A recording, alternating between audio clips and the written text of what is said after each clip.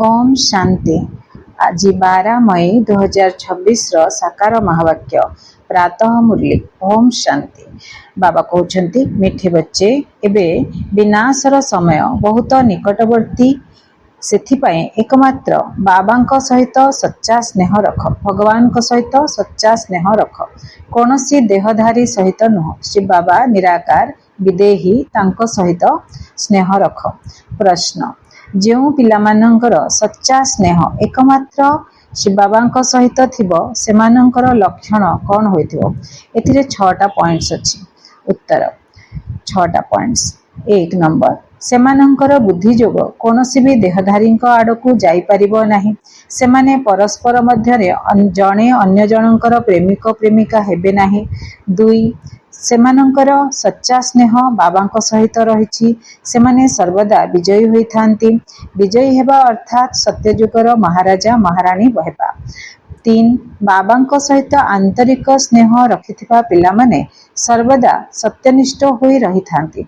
सेमाने किछि भी लुचाई परिबे नाही। 4, प्रत्यह अमृत बेलारे उठी स्नेहर सहित बाबा को मने पकाई थांती। 5, दधीची ऋषिंक भली सेबारे निजर हाड़ मध्य स्वाहा करदेबे, अर्थात सर्वस्व स्वाहा करदेबे। 6 नंबर, सेमानंकर बुद्धि सांसारिक कथारे चिंतन रे भटकी पारिबो नाही। गीत ना वह हमसे जुदा होंगे ना उल्फत निकलेगी दिल से। ओम शांति। एक कथा ब्रह्मा मुखवंशावली ब्राह्मण कुलभूषण संतान माने प्रतिज्ञा करुछंती, काहेकि ना तांकर प्रीति एकमात्र बाबा सहित जोड़ी हुई रही। तुमे जानिच एहा विनाशर समय अटे। बाबा पिलामानंकु बुझाउछंती जे विनाश तो निश्चित हेबो। विनाश काले जो मानंकर प्रीति बुद्धि बाबा साथिरे थिबो सेमाने ही विजयी हेबे, अर्थात सत्यजुगर मालिक हेबे। शिव बाबा बुझाउछंती जे विश्वर मालिक तो राजा भी होई थांती एवं प्रजा भी होई थांती, किंतु पदवी रे बहुत फरक रही थाए। जेते बाबा सहित प्रीति रखिबो, बाबा स्मृति रे रहिबो, सेते ऊंच पद पाइबो। बाबा बुझाउछंती जे बाबा को मने पकेवा द्वारा ही तुमर विकर्मर बोझ भस्म हेबो। तुमे लिखि पारिबो जे विनाश काले विपरीत बुद्धि विनश्यन्ति, विनाश काले प्रीत बुद्धि विजयन्ति। एकथा लिखिबारे भय करिवार आवश्यकता नाही। बाबा कहउछंती मु निजे कहूची जे विपरीत बुद्धि वालांकर विनाश हेबो एवं प्रीत बुद्धि वालांकर विजय हेबो। बाबा बिल्कुल स्पष्ट भाव में कही देउछंती, किंतु एही दुनिया रे प्रीति बुद्धि तो कहार हेले भी नहीं, तुमर ही प्रीति बुद्धि अटे। बाबा कहउछंती पिला माने परमात्मा एवं श्रीकृष्णंकर महिमा अलगा अलगा लिखिले सिद्ध हो जे गीतार भगवान किए, यह तो जरूरी अटे ना।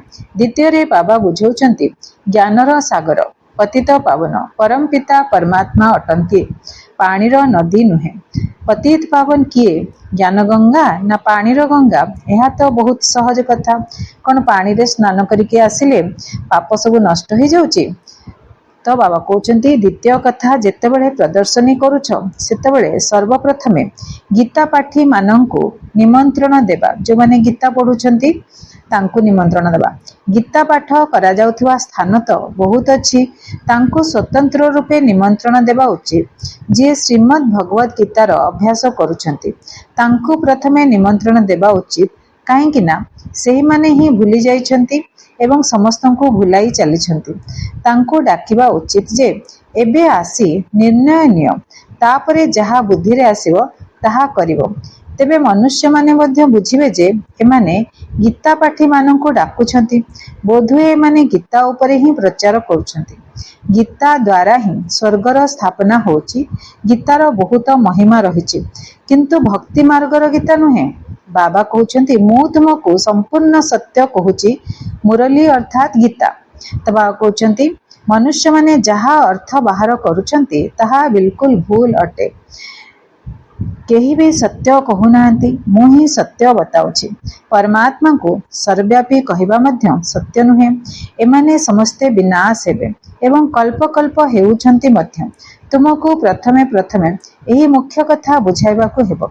परमात्मा कौन सर्वव्यापी माटी गोड़ी पत्थर रे अछंती परमात्मा आमको केते भल सब दौरान सब जिनस ए दुनिया रे देइछंती किंतु आमे तांको माटी गोड़ी पकई देले से परमधाम रे रुहंती से नील आकाश उपरे ब्रह्मलोक रे रहंती परम पवित्र स्थान रे रुहंती तांको आमे माटी गोड़ी पत्थर रे सबुआडे परमात्मा अछंती कहिकले सर्वव्यापी कहले तांकर बहुत निंदा होची।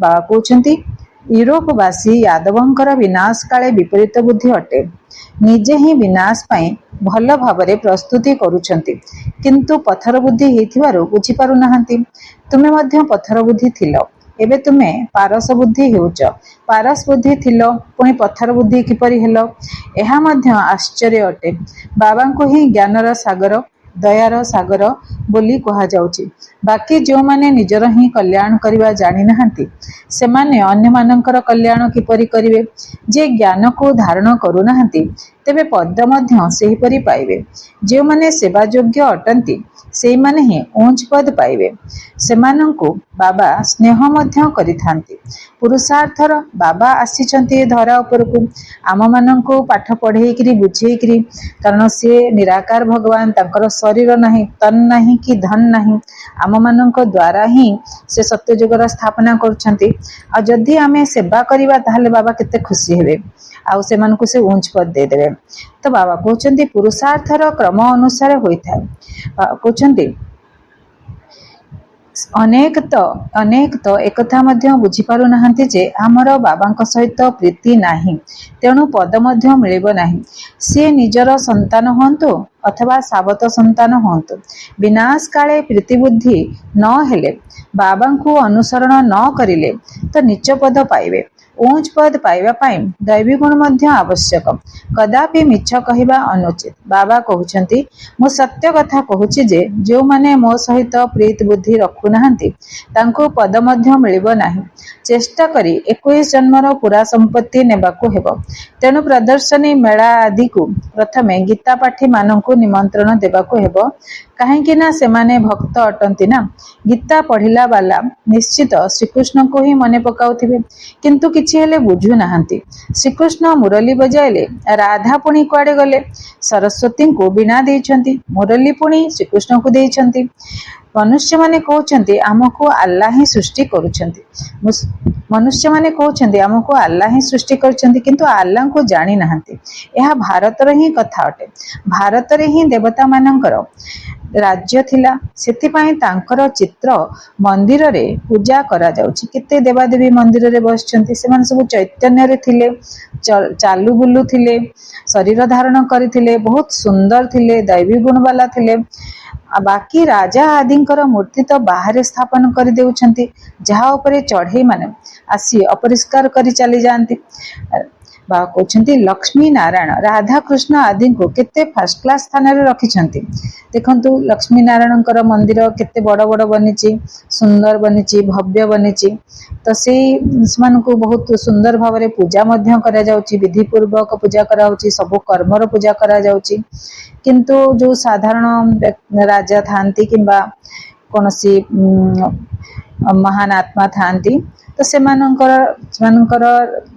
चित्र माने मूर्ति बाहर रोड उपरे ही थाए नहले स्कूल रो बाहर कॉलेज रो बाहर ही थाए तांकर प्रतिदिन पूजा मध्य होएनी किंतु सेमानंकर उपरे चढ़ई आदि आसिकी अपरिष्कार करथांती आ लक्ष्मी नारायण राधा कृष्ण आदि को केते फर्स्ट क्लास स्थान रे मंदिर रे रखि थांती महाराजा महारानी कहि थांती किंग इंग्राजी अक्षर अटे लक्ष लक्ष टंका खर्च करी मंदिर तैयारी करूछंती काहे कि ना से महाराजा माने पवित्र थिले जेहेतु से महाराजा माने पवित्र महाराजा महारानी पवित्र थिले तांको पय मंदिर बनाउछंती लक्ष लक्ष टंका खर्च करिके काहे ना से माने पवित्र थिले जेपरी राजा रानी सेही परी प्रजा समस्त पूज्य थिले से दुनिया ही एमती थिला पूज्य आत्मा मानकर पुण्य आत्मा मानकर महा पवित्र आत्मा मानकर दुनिया थिला तो राजा रानी आउ जो प्रजा मध्य थिले तांक राज्य रे से समस्तंक पय से समस्ते पूज्य थिले तुमे ही पूज्य पुणी पूजारी होचो जो स्वर्ग दुनिया आसीबो सेथि पई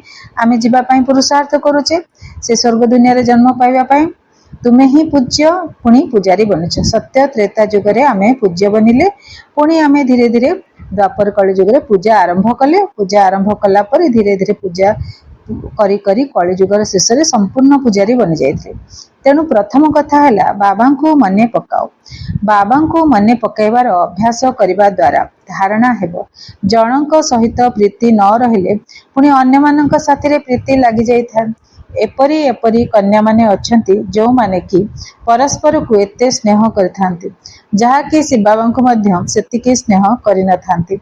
बाबा कहउछंती परस्पर भितरे भाई भौणी भौणी भौणी एते स्नेह करुछंती किंतु से बाबा कहउछंती तुमको मो सहित बुद्धिर जोग लगाइबार अछि ना परस्पर प्रेमिक प्रेमिका हेबार अछि। तुमे पुणी मते बिल्कुल ही भूली जाउछ। तुमको तो मो सहित बुद्धिर जोग जोड़िबाकू हेबो। एथिपाई बहुत मेहनत करने पड़िबो। सेमानंकर बुद्धि योग तुटु ही नहीं। बाबांको बदल रे दिन राति परस्पर को ही मने पकाउछंती। जदि बाबा नाम सुनाई देबे तेबे ट्रेटर अर्थात विश्वासघातक हो जिवे। बाबा जदि सेमानकर ना दे देबे कि एई पिला एमाने सब आपस रे परस्पर रे प्रेमिक प्रेमिका हेचंती ताहले सेमाने बहुत जल्दी विश्वासघातक बनी जिवे। पुणी गाली देबारे मध्य विलंब करिवे नहीं। ब्रह्मा बाबा को गाली देले शिव बाबा मध्य तुरंत शुणिदेवे। ब्रह्मा बाबा पाखरे न पढ़िले शिव बाबा पाखरे पढ़ी पारिबे नहीं।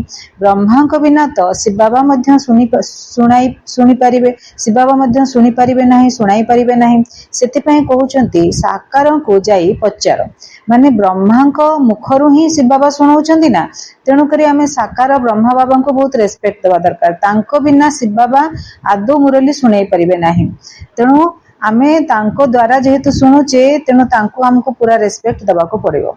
केतक भल भल पिला माने साकार को मध्य मानु नाहंती। भाबुचंती ये तो पुरुषार्थी अटंती। पुरुषार्थी तो समस्ते अटंती किंतु तुमको तो माता पिता को ही अनुसरण करने को पड़िबो। माने ब्रह्मा को से माँ बनेले। काली परदिन मुरली रे कोन थिला कि ब्रह्मा हेले हमर माँ प्रथम एडप्ट कले शिव बाबा प्रथम एडप्ट कले माँ माने ब्रह्मा को माँ बनेले हमर माँ बनेले। तापरे संतान आमे सब जन्म हेले माने ब्रह्मा को शरीर को से यूज कले। शिव बाबा हेले परमात्मा माने पुरुष आउ पांच तत्वर शरीर कहार ब्रह्मांकर से नेले। ब्रह्मांकर पांच तत्वर शरीर को से यूज कले। तांकर मुख द्वारा बाणी शुणिले तांकर कान द्वारा आमे जहा कहूचे से शुणिले तांकर हाथ द्वारा वरदान देले तांकर दृष्टि द्वारा शक्ति भरिले आम भितरे आमे आत्मा मानक भितरे। तेणु पांच तत्वर शरीर है प्रकृति ताकू से ग्रहण एडप्ट कले स्त्री रूप रे ब्रह्मा माँ हो गले आमे सब संतान तांकोठु जन्म हेले। तो बाबा कहउचंती आ ब्रह्मा को जदि आमे न मानिबा ताले केमती हबो। ब्रह्मा को तो मानिबा को पड़िबो ना। माँ नहीं तो पिला जन्म केमती हेबे। केही केही बुझाइले बुझी जाई थांती। से जो माने आपस रे प्रेमिक प्रेमिका हेई थांती बुझेले धीरे धीरे बुझी जिवे। किंतु जदि आमे तांको ना धरिकी कहिदबा ताहाले बिगड़ी जिवे आ विश्वासघातक बनी जिवे। किंतु जार भाग्य रे न थाए तेबे बुझाइबा सत्य मध्य बुझी पारि न थांती। तेणु सेमाने सेवा योग्य होई न थांती। किंतु बुद्धि एकमात्र शिव बाबा सहित लागिबा उचित। आजिकाली एभली बहुत लोक कहउचंती जे मो शरीर रे शिव बाबा आसुचंती केते प्रकार विघ्न आणुचंती देखंतु कहिबे तुम शरीर रे कोन मो शरीर रे मध्य आसुचंती शिव बाबा। एथि प्रति बहुत यत्नशील हेबा उचित। मायार बहुत प्रवेशता हेउची जहांको शरीर रे प्रथमे श्री नारायण आसुथिले श्री नारायण आदि आसुथिले सेमाने मध्य आजी नाहंती। बाबा कहउचंती केवल आत्मार प्रवेशता द्वारा ही होई केवल आत्मार प्रवेशता द्वारा किछि होई न थाए। कोनोसी ना कोनोसी गोटे आत्मा प्रवेश करि जाए आ से माने भाबंती जे आम भितरे शिव बाबा आसुचंती बोली कि। तो बाबा को तेणु यत्नशील हवा दरकार सतर्क रहिबा दरकार भगवान को परखिबा दरकार। बाबा कहउचंती मते याद कर बाकी ये मो शरीर रे आसुचंती से आसुचंती ए सब माया अटे। एमिति पिला जो माने तांको भितरे जहा भितरे शिव बाबा आसुतिले मध्य केतबेले ब्रह्मा असुस्थ अछंती शिव बाबा आसुतिले किंबा ब्रह्मा सहर रे नाहंती माउंट आबू रे नाहंती तो जदि अन्य कहा शरीर रे भी शिव बाबा केते थर आसीचंती से पिला माने मध्य विश्वासघातक बनी सारचंती माया आसी जाउची। तो एथिपाई गर्व अहंकार आ जाउची मो भितरे शिव बाबा आसिले बोली करी। तो बाबा कहउचंती यत्नशील रुह सतर्क रुह शिव बाबा को याद कर तो सब ठीक हे जो ए सब माया अटे। मते मने न पकाइले कौन प्राप्ति हेब जे बाबा कहते जे पर्यंत बाबा सहित सीधा जोग न रहिब पद किपरि पाइब धारणा किपरि हो बाबा कहते तुमे मते मने पकाओ ब्रह्मा द्वारा ही मु बुझाऊँ ब्रह्मा द्वारा ही स्थापना होची त्रिमूर्ति आम आरंभ जाने भक्ति मार्ग में आम भल भाव जाने ब्रह्मा द्वारा ही स्थापना हुए आ मझे जदि आउ किए प्रवेश कला को आत्मा प्रवेश कला कि किए भाया कि ना कि भ्रम हो गला ताहले तो माया ना तेणुक सतर्क रहा दरकार ब्रह्मा द्वारा स्थापना होची त्रिमूर्ति चित्र मध्य निश्चय दरकार ब्रह्मा द्वारा स्थापना तापरे शंकर द्वारा पूर्णा सृष्टिर विनाश आउ ब्रह्मा द्वारा नुआ सृष्टि जो स्थापना होची से नुआ सृष्टिर पुणी विष्णु द्वारा पालना ताकू कहा जाए त्रिमूर्ति त्रिमूर्ति चित्र रे ऊपर शिव बाबा थांती शिव बाबा ऊपर बिंदु रूप आउ तीन मूर्ति थांती बाबा कहते कही कही तो ब्रह्मा चित्र देखी बिगिड़ी थांती कही पुणी श्रीकृष्ण 84 जन्म को देखी बिगिड़ी थांती और चित्र को चिरी दे थांती बहुत विश्वासघातक आसिकी सब काम करती आगुरी यही चित्र तो बाबा तैयारी कराइछंती तेणु बाबा पिला मानू बुझाउछंती एक कथा भूली जाओ ना विघ्न आसे यज्ञ जेमती विघ्न पड़े एबे शास्त्र रे मध्य कथा लिखाई जो ऋषि मुनि तपस्या करुले यज्ञ करुले से राक्षस मैंने आसिक विघ्न सृष्टि करुले हाड़ मांस रक्त इत्यादि पकाउले यज्ञ कुंड उपरे सब कहानी अच्छी से कहानी अर्थ या केवल बाबा को मने पकाइले बंधन रे थिबा पिला माने माता मानक मध्य बाबा कहते बंधन रे थिबा माता माने मध्य विकल हेबा उचित न घरे बसी बाबा को मने पकाई चल बंधन रे थिला बाला को तो आहुरी ऊंच पद मिल पारिबो तुम संतान मानक ज्ञान देला वाला एकमात्र ज्ञानर सागर बाबा ही अटंती आध्यात्मिक ज्ञान एक बाबा बिना आउ कहा पाखरे नाही ज्ञानर सागर एक परमपिता परमात्मा ही अटंती तांकु ही मुक्तिदाता कहा जाउची एथिरे डरिबार कोनोसी कथा नाही बाबा पिला माननको बुझाउछंती पिला माननको पुणी अन्य माननको बुझाइबाको हेबो बाबा कहउछंती मते मने पकाओ तेबे सद्गति प्राप्त हेबो सत्य जुगरे राम राज्य हेबो कलि जुगरे नहे सत्य जुगरे तो गोटे ही राज्य रहिबो एही सब कथा तुम बुद्धि रे मध्य क्रम अनुसार रहिछि जहांकर बुद्धि रे धारणा हेउछि जहांकर धारणा हेउ नाही तांकर विनाश काले जहा बुद्धि रे धारणा होछि आउ बाबा कहउछंती जहार बुद्धि रे धारणा होछि ताहले तांकर विनाश काले प्रीत बुद्धि आ जहा बुद्धि रे धारण हेउनी ज्ञान तांकर विनाश काले विपरीत बुद्धि बोली कहाजिबो से माने ऊंच पद पाई परिबे नाही समस्तंकर तो विनाश हेबो एही शब्द केते मूल्यवान अटे श्री बाबा कहउछंती विनाश काले प्रीत बुद्धि हो एने जेमिति हेले पुराना दुनिया पांच तत्व नष्ट हेबाको बसिलानी तापरे जो एटम बम इत्यादि रखिछंती से एटम बम रे तो निश्चित भाव रे वायुमंडल पांच तत्व नष्ट हेजिवो तेनु करी बुद्धि खराब हो गलानी मनुष्य मानकर तेणु विनाश तो सुनिश्चित हब आसीगलानी समय पाखे पाखे तो विनाश काले से भगवान कहते तुम्हें विनाश काले प्रीतिबुद्धि हुआ यह तुम अंतिम जन्म अटे ये कलिजुगे तुम आउ जन्म ना एटा तुम अंतिम जन्म अटे वर्तमान तुम्हें प्रीतिबुद्धि न रखिले ऊंच पद मिलिब ना निर्मल हृदय होइथिले भगवान संतुष्ट होइथांती दधीची ऋषि भली सेवारे निजर सर्वस्व स्वाहा करबा उचित कहा पाख उपरे ग्रह खराब पड़िले निशा ही उड़ी जाई था बाबा कहते बाबांकर पिला मानकर जदि ग्रह खराब ताले कौन हम ग्रह तो खराब हवा कथा नुह प्रीतिबुद्धि नाही बोली ग्रह खराब होची निशा ही उड़ी जाई थाए पुणी अनेक प्रकार तोफान आसता मुखरे कही थांती एहा ठारू तो लौकिकଙ୍କ पाखକୁ चली जिबा भलो ए यज्ञ रे रहिथिबा पिला माने से माने आउ यज्ञ रे न रही कि भाबंती जे एते तोफान आसुची एते बुद्धि रे आउ निशा चढ़ुनी भगवान मिली करिकी किछि सेमती किछि फीलिंग आसुनी तेणु से कहते घर लोकों पाखक वापस चलीगले भल एठारे तो कौनसी मजा ना सेठारे तो नाटक बायोस्कोप आदि सब रही जो माने से सब अभ्यस्त हो जाइछंती से माने एठारे रही पारिबे ना यह बहुत मुश्किल अटे हाँ पुरुषार्थ द्वारा ऊंच पद मध्य पाई पारिबो तेणु खुशी रे रहिबा उचित बाबा को बाबा एठी बाबा पाखे रहिले कौन पुरुषार्थ कर आउ बाबा को फॉलो कर बाबा मुरली रे जो श्रीमत आसुची श्रीमत पालन कर आउ तापरे खुशी रे रुह ଆଉ ଉଞ୍ଚ ପଦ ପାଅ। ବାବା ନିଜେ କହୁଛନ୍ତି ସକାଳୁ ଉଠି ଯୋଗରେ ନ ବସିଲେ ମଜା ହିଁ ଆସୁନାହିଁ। ଶୋଇ ରହିବା ଦ୍ୱାରା କେବେ କେବେ ନିଦ ଆସିଯାଇଥାଏ। ବିଛଣାରୁ ଉଠି ବସିବା ଦ୍ୱାରା ବୁଦ୍ଧିକୁ ଭଲ ଜ୍ଞାନର ପଏଣ୍ଟ ବାହାରିଥାଏ, ତେଣୁ ମଜା ଆସିଥାଏ। ବର୍ତ୍ତମାନ ଆଉ କମ୍ ସମୟ ରହିଛି। ଆମେ ବାବାଙ୍କ ଠାରୁ ବିଶ୍ୱର ବାଦଶାହୀ ନେଉଛେ। ବାବା କହୁଛନ୍ତି ଏହି କଥା ବସି ସ୍ମରଣ କଲେ ମଧ୍ୟ ଖୁସିରେ ନଶା ଚଢ଼ିବ। ସକାଳୁ ଚିନ୍ତନ ଚାଲିଲେ ସାରା ଦିନ ମଧ୍ୟ ଖୁସି ରହିଥାଏ। ଯଦି ଖୁସି ରହୁନାହିଁ ତେବେ ନିଶ୍ଚିତ ବାବାଙ୍କ ସହିତ ପ୍ରୀତିବୁଦ୍ଧି ନାହିଁ। ଅମୃତ ବେଳାର ଏକାନ୍ତ ବହୁତ ଭଲ ରହିଥାଏ। ଯେତେ ବାବାଙ୍କୁ ମନେ ପକାଇବ ସେତେ ଖୁସିରେ ନଶା ଚଢ଼ିବ। ଲୌକିକ ପାଠପଢ଼ାରେ ଅଧିକ ଲାଗିଯିବା ଦ୍ୱାରା ଖରାପ ଗ୍ରହର ପ୍ରଭାବ ପଡ଼ିଥାଏ। କାହିଁକି ନା ବାବାଙ୍କୁ ଭୁଲି ଯାଇଥାନ୍ତି।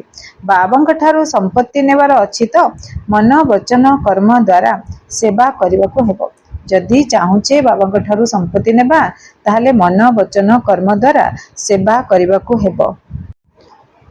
ଏହି ସେବାରେ ହିଁ ଅନ୍ତିମ ଜନ୍ମ ବ୍ୟତୀତ କରିବାକୁ ହେବ। ଯଦି ଦୁନିଆର କଥାରେ ଲାଗି ରହିବ ତେବେ ପୁଣି ଏହି ସେବା କେବେ କରିବ? କାଲି କାଲି କରି ମରିଯିବ। ବାବା ଆସିଛନ୍ତି ହିଁ ସ୍ୱର୍ଗକୁ ନେଇଯିବା ପାଇଁ। ଏଠାରେ ତ ଲଢ଼େଇରେ କେତେ ମରୁଛନ୍ତି, ତେଣୁ କେତେ ଦୁଃଖ ହେଉଥିବ। ସତ୍ୟଯୁଗରେ ତ ଲଢ଼ାଇ ଆଦି ହେବ ନାହିଁ। ଲଢ଼ାଇ ଆଦି ଅନ୍ତରେ ହେବ, ମାନେ କଳିଯୁଗର ଅନ୍ତରେ ହେବ। ସବୁ ସମାପ୍ତ ହୋଇଯିବ। ଯେଉଁମାନେ ଈଶ୍ୱରଙ୍କ ପ୍ରତି ବିମୁଖ ହୋଇଥିବେ ସେମାନେ ଏହିପରି ମରିବେ। ଯେଉଁମାନେ ଈଶ୍ୱରଙ୍କର ହେଇଥିବେ ସେ ରାଜ୍ୟ ଭାଗ୍ୟ ପାଇବେ। ପ୍ରଦର୍ଶନୀରେ ମଧ୍ୟ ବୁଝାଇବାକୁ ହେବ ଯେ ଆମେ ନିଜର ରୋଜଗାର ଦ୍ୱାରା ନିଜର ହିଁ ତନ୍ମଧନ ଦ୍ୱାରା ଆମର ରାଜ୍ୟ ସ୍ଥାପନ କରୁଛୁ। ଆମେ ଭିକ ମାଗୁ ନାହୁଁ। ଏହାର ଆବଶ୍ୟକତା ହିଁ ନାହିଁ। ଢେର ଭାଇ ଭଉଣୀ ଏକତ୍ର ହୋଇ ରାଜଧାନୀ ସ୍ଥାପନ କରୁଛନ୍ତି। ତୁମେ କୋଟି କୋଟି ଟଙ୍କା ଠୁଳ କରି ନିଜର ହିଁ ବିନାଶ କରୁଛ। ଆମେ ଗୋଟିଏ ଗୋଟିଏ ପଇସା ଏକତ୍ର କରି ବିଶ୍ୱର ମାଲିକ ହେଉଛୁ। ଏହା କେତେ ଆଶ୍ଚର୍ଯ୍ୟଜନକ କଥା ଅଟେ। ଆଚ୍ଛା, ମିଠା ମିଠା ଶିଖିଲଧେ ସନ୍ତାନମାନଙ୍କ ପ୍ରତି ମାତା ପିତା ବାପଦାଦାଙ୍କର ମଧୁର ସ୍ନେହସମ୍ପନ୍ନ ଶୁଭେଚ୍ଛା ଏବଂ ସୁପ୍ରଭାତ। ଆତ୍ମିକ ପିତାଙ୍କର ଆତ୍ମିକ ସନ୍ତାନମାନଙ୍କୁ ନମସ୍ତେ। ଆମେ ଆତ୍ମିକ ସନ୍ତାନମାନଙ୍କର ଆତ୍ମିକ ପିତାଙ୍କ ପ୍ରତି ବହୁତ ବହୁତ ୟାଦ ପ୍ୟାର ଏବଂ ନମସ୍ତେ। ଧାରଣା ପାଇଁ ମୁଖ୍ୟ ସାରାଂଶ। 1 ନମ୍ବର, ଅମୃତ ବେଳାରେ ଏକାନ୍ତରେ ବସି ବାବାଙ୍କୁ ସ୍ନେହର ସହିତ ମନେ ପକାଇବାକୁ ହେବ। ଦୁନିଆର ସବୁ କଥାକୁ ଛାଡ଼ି ଈଶ୍ୱରୀୟ ସେବାରେ ଲାଗିଯିବାକୁ ହେବ। ବାବାଙ୍କ ପ୍ରତି ସଚ୍ଚା ହୃଦୟର ସ୍ନେହ ରଖିବାକୁ ହେବ। ପରସ୍ପର ମଧ୍ୟରେ ଜଣେ ଅନ୍ୟ ଜଣଙ୍କର ପ୍ରେମିକ ପ୍ରେମିକା ହେବାର ନାହିଁ। ବୁଦ୍ଧିର ପ୍ରୀତି ଏକମାତ୍ର ବାବାଙ୍କ ସହିତ ଯୋଡ଼ିବାକୁ ହେବ, ଦେହଧାରୀଙ୍କ ସହିତ ନୁହେଁ। ବାବା ବରଦାନ ଦଉଛନ୍ତି, ସର୍ବଶକ୍ତିରୂପୀ ସମ୍ପତ୍ତିରେ ସମ୍ପନ୍ନ ହୋଇ ଦାତା ହେଉଥିବା ବିଧାତା ବରଦାତା ଭବ। ଯେଉଁ ପିଲାମାନେ ସର୍ବଶକ୍ତିରୂପୀ ସମ୍ପତ୍ତିରେ ସମ୍ପତ୍ତିବାନ ଅଟନ୍ତି ସେଇମାନେ ହିଁ ସମ୍ପନ୍ନ ଏବଂ ସମ୍ପୂର୍ଣ୍ଣ ସ୍ଥିତିର ପାଖାପାଖି ଥିବାର ଅନୁଭବ କରିଥାନ୍ତି। ସେମାନଙ୍କ ଭିତରେ କୌଣସି ବି ଭକ୍ତି ପଣିଆର ଅଥବା ଭିକାରୀ ପଣିଆର ସଂସ୍କାର ପ୍ରକଟ ହୋଇନଥାଏ। ଭକ୍ତିରେ କ'ଣ ମାଗିବାକୁ ହୁଏ? ଭକ୍ତିରେ କ'ଣ ଥାଏ? ମାଗୁଥାନ୍ତି। ଏଠି ମାନେ ବାବାଙ୍କର ବଚ୍ଚା କ'ଣ ଆମେ ମାଗୁନୁ, ଭଗବାନଙ୍କୁ ବି ମାଗୁନୁ। ଆମେ କାହିଁକି ନା ଆମେ ତାଙ୍କର ସନ୍ତାନ ତ, ତେଣୁ ସେ ଆମକୁ ସବୁ କିଛି ଆପେ ଆପେ ଦେଇ ଦଉଛନ୍ତି। ଆମେ ଯାଇକି ନିଜେ ନିଜେ ମଧ୍ୟ ନେଇଯାଉଛୁ। ଶାନ୍ତି ଦରକାର, ଶାନ୍ତିର ସାଗରଙ୍କୁ ୟାଦ କଲେ ଶାନ୍ତି ଆସିଯାଉଛି। ଖୁସି ଦରକାର, ଖୁସିର ସାଗରଙ୍କୁ ୟାଦ କଲେ ଖୁସି ଆସିଯାଉଛି। ତ ଏଇଭଳିଆ ଆମେ ତାଙ୍କଠୁ ଡାଇରେକ୍ଟ ନେଇ ପାରୁଛେ। ତେଣୁ ଆମେ ତାଙ୍କୁ ଦିଅ କରିକି ମାଗୁନୁ, ଖୁସି ଦିଅ ଶାନ୍ତି ଦିଅ ଆମେ ମାଗୁନୁ। ତ ବାବା କହୁଛନ୍ତି ଭକ୍ତି ପଣିଆର ଅଥବା ଭିକାରୀ ପଣିଆର ସଂସ୍କାର ପ୍ରକଟ ହୋଇନଥାଏ।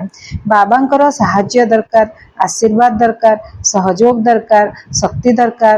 ଏଇଭଳି ଦରକାର ଶବ୍ଦ ଦାତା ବିଧାତା ବରଦାତା ପିଲାମାନଙ୍କ ଭିତରେ ଶୋଭା ପାଉନାହିଁ। ମତେ ଏଇଟା ଦରକାର, ଏସବୁ ଜିନିଷ କହିବାର ନାହିଁ। ମତେ ଆଶୀର୍ବାଦ ଦରକାର, ବସ୍ ମୁଁ ଅନୁଭବ କରୁଛି ବାବା ମତେ ଆଶୀର୍ବାଦ ଦଉଛନ୍ତି, ବାବା ମତେ ହେଲ୍ପ କରୁଛନ୍ତି ସବୁ କଥାରେ, ବାବା ମତେ ସବୁ କଥାରେ ସହଯୋଗ ଦଉଛନ୍ତି, ବାବା ମତେ ସବୁ କଥାରେ ଶକ୍ତି ଦଉଛନ୍ତି। ଫିଲ୍ କରିବା, ଶିବ ବାବାଙ୍କୁ ସାମ୍ନାରେ ଦେଖିବା, ଶିବ ବାବାଙ୍କର କିରଣ ମୋ ମସ୍ତକ ଭିତରେ ପ୍ରବେଶ କରୁଛି, ମାନେ ସହଯୋଗ ପ୍ରବେଶ କରୁଛି, ମାନେ ଆଶୀର୍ବାଦ ପ୍ରବେଶ କରୁଛି, ମାନେ ବାବାଙ୍କର ହେଲ୍ପ ପ୍ରବେଶ କରୁଛି, ଶାନ୍ତି ପ୍ରବେଶ କରୁଛି, କିରଣ ପ୍ରବେଶ କରୁଛି ମସ୍ତକ ଭିତରେ।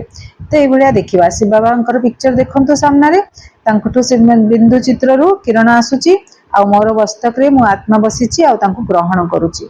ତ तो यही दरकार शब्द दाता विधाता वरदाता पिलामानंक भितर शोभा पाउना से माने तो विश्वर प्रत्येक आत्मा को किसी ना किसी दान बा वरदान देवा वाला अटंती। कहते आमे तो विश्वर प्रत्येक आत्मा को किसी ना किसी देवा वाला अटू, वरदान आमे देवा वाला अटू, आमे मागिला वाला नुह, आमे देवा वाला। स्लोगान अच्छी प्रत्येक आत्मा को कौनसी ना कौनसी प्राप्ति कराउथवा वचन ही सत वचन अटे। प्रत्येक आत्मा को कौनसी ना कौनसी प्राप्ति कराउथवा वचन ही सत वचन अटे। ये अव्यक्ति सारा है, सर्वदा अचल अटल एवं एकर स्थितिर अनुभव कर। जीए जेते भी हलचल करू किंतु तुम्हें सर्वदा अचल रुह। कौन परिस्थिति श्रेष्ठ अटे ना स्वस्थिति श्रेष्ठ अटे? केबे केबे परिस्थिति आक्रमण करी देउ नहीं तो चिंता कर यही परिस्थिति शक्तिशाली अटे ना मोर स्वस्थिति शक्तिशाली अटे? तेबे एही भली स्मृति द्वारा दुर्बल रु शक्तिशाली हे जीव। जेपरी तुम्हें तपस्वी आत्मा माने निजर एकरस स्थिति रे एकाग्र हो जाउछ, सेही भली हठयोगी माने मध्य निजर गोटिए गोड़े ठिया होई जाउछंती।